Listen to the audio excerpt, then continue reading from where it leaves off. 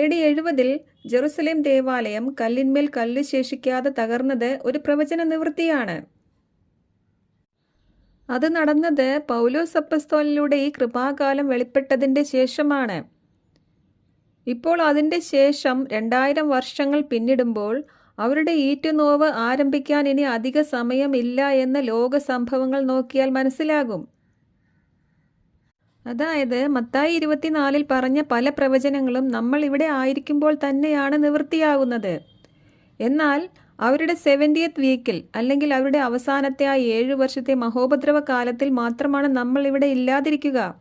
അതിനു മുൻപുള്ള പല പ്രവചനങ്ങളും ഇപ്പോൾ നടന്നുകൊണ്ടിരിക്കുകയാണ്. ഈ പ്രവചന നിവൃത്തികൾ എല്ലാം കണ്ട് റാപ്ചർ ഏറ്റവും അടുത്തിരിക്കുന്നു എന്ന് മനസ്സിലാക്കാൻ ഭാഗ്യം ലഭിച്ച ഒരു കാലഘട്ടത്തിലാണ് നമ്മൾ ജീവിച്ചുകൊണ്ടിരിക്കുന്നത്.